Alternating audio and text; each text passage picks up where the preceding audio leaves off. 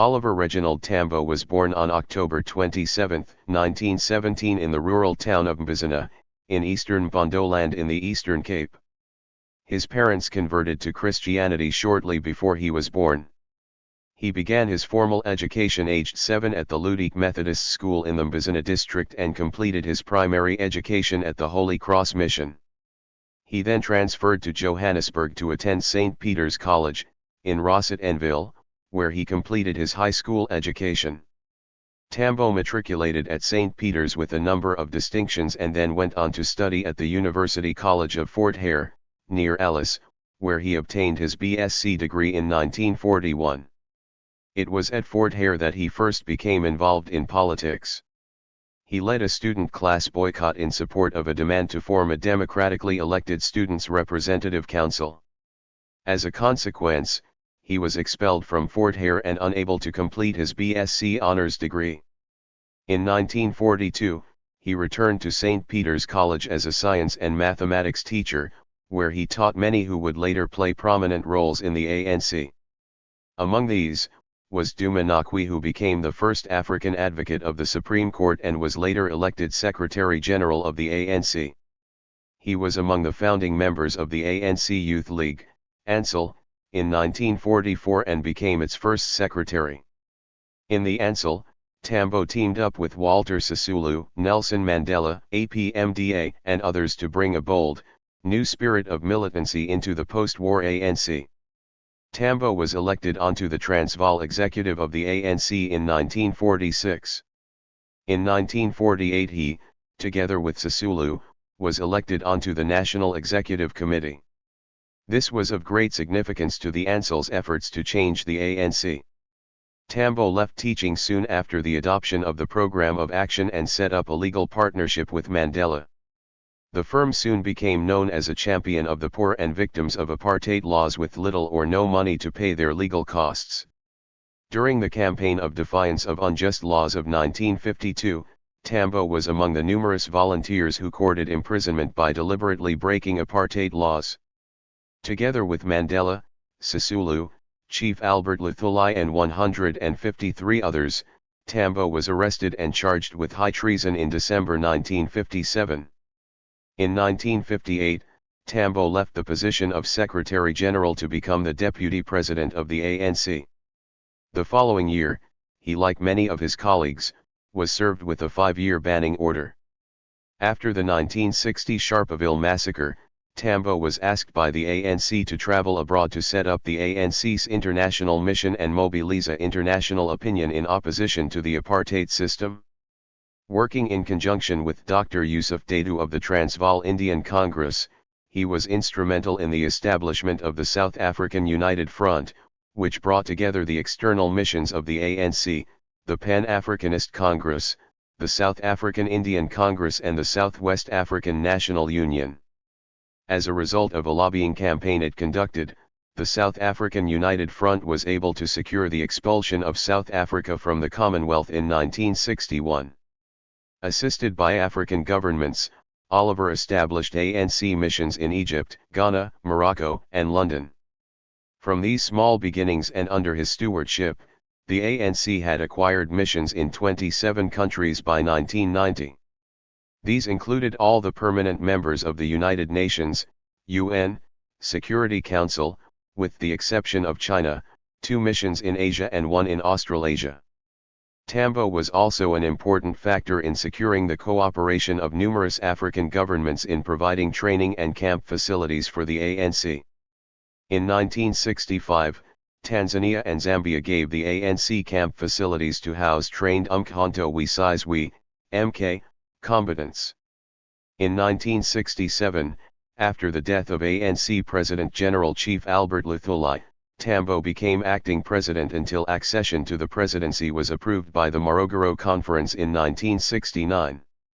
He was elected chairperson of the ANC's Revolutionary Council, RC, which was set up at the Morogoro Conference to reconstruct the ANC's internal machinery, improve its underground capacity and pursue the armed struggle in earnest. The slow but steady rebuilding of the ANC's organizational structure was vindicated after the Soweto uprising of 1976, but thereafter hundreds of young militants were received and trained by the ANC, enabling the movement to resume armed action against the apartheid regime. Many young people swelled the ranks of MK and played a critical role in advancing the struggle during the following decades. During the 1970s, Tambo's international prestige rose immensely as he traversed the world, addressing the UN and other international gatherings on the issue of apartheid. On his initiative, the ANC was the first liberation movement to adhere to the Geneva Conventions on the Humane Conduct of War. In 1985, Tambo was re-elected ANC president at the Kabwe Conference. In that capacity, he served also as the head of the Politico-Military Council, PMC, of the ANC and as commander-in-chief of MK. Among black South African leaders, Tambo was probably the most highly respected on the African continent, in Europe, Asia, and the Americas. During his stewardship of the ANC, he raised its international prestige and status to that of an alternative to the Pretoria government. He was received with the protocol reserved for heads of state in many parts of the world. During his years in the ANC, Tambo played a major role in the growth and development of the movement and its policies. He was among the generation of African nationalist leaders who emerged after the Second World War who were instrumental in the transformation of the ANC from a liberal constitutionalist organization into a radical national liberation movement, capable and willing to challenge the apartheid regime on the battlefield. Oliver Tambo presided over the ANC that was taking the fight to the enemy. The rise of the ANC's popularity after the Soweto uprisings was largely due to his efforts. Owing to the reconstruction of the ANC's underground capacity, the movement was instrumental in the establishment of the mass democratic formations that emerged during the 1980s, including trade unions, civic bodies, and the United Democratic Front, while MK also escalated its attacks against apartheid targets. Tambo directed the South African struggle from Lusaka and was responsible for making the struggle against apartheid not merely a South African issue, but raised it to an international moral crusade against racism. The campaign for the release of Nelson Mandela and all other political prisoners became an international rallying call that drew in the support of the world's leading artists, thinkers, academics, and thousands of public figures. His indefatigable efforts led to the increasing isolation of the apartheid regime, culminating in the Anti-Apartheid Act, passed with an overwhelming majority by the United States Congress in 1987. Tambo united all anti-apartheid forces behind the vision of the ANC. His leadership skills and vision was the cohesive force that held the ANC together for 3 decades. His work in developing the Harare Declaration and ensuring its adoption by the Organization of African Unity, OAU, and the UN ensured that the ANC was at the center of whatever settlement would emerge around South Africa. Unfortunately, on the eve of the OAU's adoption of the Harare Declaration in 1989, Oliver Tambo suffered a stroke and underwent extensive medical treatment. He returned to South Africa in 1990, after over 3 decades in exile. At the ANC's 49th National Conference, held in Durban, South Africa, in July 1991, after 30 years of illegality, Oliver Tambo could confidently report that he had fulfilled the mandate of keeping the ANC together, and he handed over the movement to Nelson Mandela to lead it to the final lap of the struggle. Tambo was elected national chairperson of the ANC. He was also chairperson of the ANC's Emancipation Commission, charged with promoting the emancipation of women. He served as ANC president from 1967 to 1991, the longest-serving ANC president.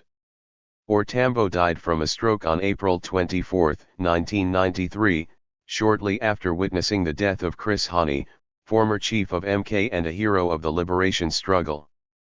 Oliver Tambo was a South African anti-apartheid politician and activist who served as president of the African National Congress, ANC, from 1967 to 1991. Oliver Tambo was born on October 27, 1917 in the village of Nkantolo in Bizana, Eastern Pondoland in what is now the Eastern Cape. The village Tambo was born in was made up mostly of farmers. His father, Mzimana Tambo, was the son of a farmer and an assistant salesperson at a local trading store. Mzimani had 4 wives and 10 children, all of whom were literate. Oliver's mother, Mzimani's third wife, was called Julia. Tambo graduated in 1938 as one of the top students. After this, Tambo was admitted to the University of Fort Hare, but in 1940 he, along with several others including Nelson Mandela, was expelled for participating in a student strike. In 1942, Tambo returned to his former high school in Johannesburg to teach science and mathematics. In 1944, along with Nelson Mandela and Walter Sisulu, Tambo founded the ANC Youth League, with Tambo becoming its first national secretary and a member of the national executive in 1948. The Youth League proposed a change in the tactics of the anti-apartheid movement. Previously, the ANC had sought to further its cause by actions such as petitions and demonstrations. The Youth League felt these actions were insufficient to achieve the group's goals and proposed their own program of action. This program advocated tactics such as boycotts, civil disobedience, strikes, and non-collaboration. In 1955, Tambo became Secretary General of the ANC after Sisulu was banned by the South African government under the Suppression of Communism Act. In 1958, he became Deputy President of the ANC and in 1959 was served with a 5-year banning order by the government. In response, Tambo was sent abroad by the ANC to mobilize opposition to apartheid on March 21, 1960. He settled with his family in Muswell Hill, North London, where he lived until 1990. His exile took a toll on him, not seeing his wife and 3 children, but his wife Adelaide supported the ANC at home by taking in ANC members arriving from the UK. In 1967, Tambo became acting president of the ANC, following the death of Chief Albert Luchuli. He sought to keep the ANC together even after he was exiled from South Africa. Due to his skillful lobbying, he was able to attract talented South African exiles, one of them being Thabo Mbeki.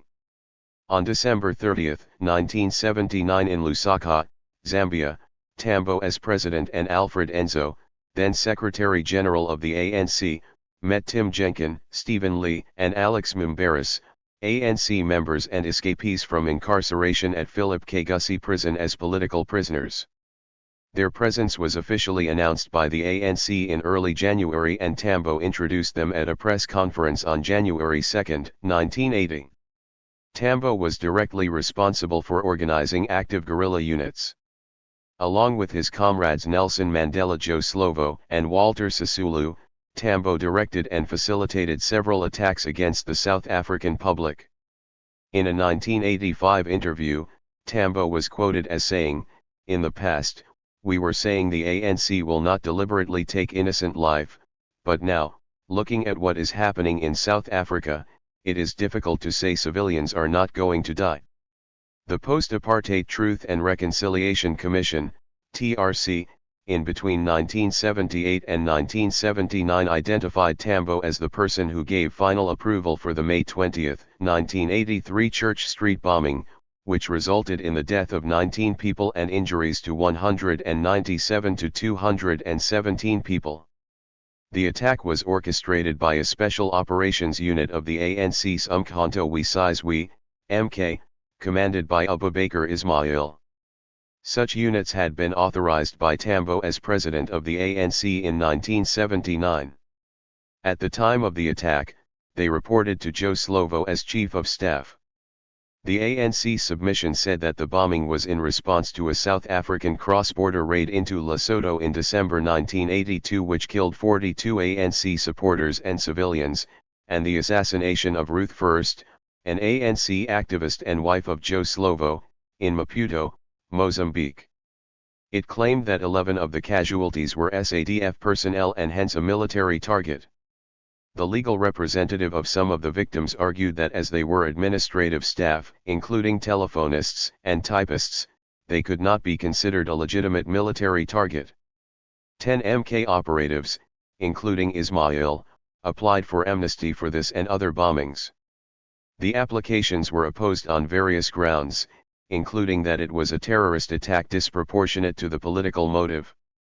The TRC found that the number of civilians versus military personnel killed was unclear. South African police statistics indicated that 7 members of the SADF were killed. The commission found that at least 84 of the injured were SADF members or employees. Amnesty was granted by the TRC. In 1985, he was re-elected president of the ANC.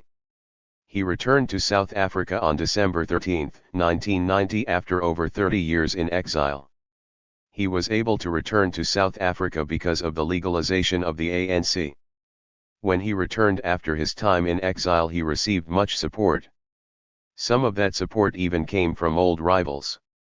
However, because of his stroke in 1989, it was harder for him to fulfill his duties as president of the ANC, so in 1991, at the ANC's 48th National Conference, Nelson Mandela took over as president of the ANC. When he stepped down as president, however, the Congress created a special position for him as the national chairman. After suffering complications following a stroke, Tambo died on April 24, 1993, at the age of 75. His death came 14 days after Chris Hani's assassination and 1 year before the 1994 general election in which Nelson Mandela became president. Mandela, Thabo Mbeki, Walter Sisulu, and other prominent politicians attended the funeral. Tambo was buried in Benoni, Gauteng. Tambo was a devout Anglican. The strong fight against apartheid brought Tambo to form a series of intense international relationships. In 1977, Tambo signed the first solidarity agreement between the ANC and a municipality. The Italian town of Reggio Emilia was the first city in the world to sign such a pact of solidarity. This was the beginning of a long understanding which brought Italy to put an effort into concrete actions to support the right of Southern African people's self-determination. One of these actions was the organization of solidarity ships. The first one, called Amanda, departed from Genova in 1980. It was Tambo himself who asked Reggio Emilia to mint Izatwalandwi medals, the greatest of the ANC's honors. In 2004, he was voted number 31 in SABC3's Great South African Citation Needed scoring lower than HF Verwoerd, before the SABC decided to cancel the final rounds of voting. The decision to cancel the results was largely informed by the fact that the majority of black South Africans did not participate in the voting, as SABC3 caters predominantly to English speakers. In late 2005, ANC politicians announced plans to rename Johannesburg International Airport after him. Then President Thabo Mbeki at this time did not side with this idea, and there was a behind-closed-door meeting deliberating on this. This went on, and Thabo Mbeki even requested that they name only a small road in the city of Nthokozo in the heart of Soshanguve in Johannesburg, then former capital of South Africa, before Pretoria became the capital city. Votes were in favor of the idea and against Mbeki, and the proposal was accepted, and the renaming ceremony occurred on October 27, 2006. The ANC-dominated government had previously renamed Jan Smuts Airport as Johannesburg International Airport in 1994 on the grounds that South African airports should not be named after political figures. There is a sculpture of Tambo at the Albert Road Recreation Ground, Muswell Hill, close to his London home. In February 2021, Haringey Council renamed the park as the O.R. Tambo Recreation Ground.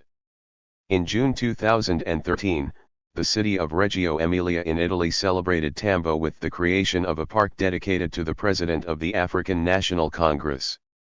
His house at 51 Alexandra Park Road, Muswell Hill, London, was purchased by the South African government in 2010 as a historic monument and now bears a plaque. Tambo's grave was declared a National Heritage Site when he died, but lost this status when his wife, Adelaide Tambo, died and was buried alongside him. However, their grave was redeclared a National Heritage Site in October 2012. To conclude the centenary celebrations of the birth of Tambo, a commemoration was held at Regina Mundi Catholic Church in Moroka, Soweto on October 27, 2017. This same event marked also the centenary of the sinking of the troopship SS Mendi. The event was curated by Ambassador Lindiwe Mabuza and Fr. Lawrence Mbuduzi and Lovuo, together with the Thabo Mbeki Foundation and the Oliver and Adelaide Tambo Foundation. Thank you for watching this video.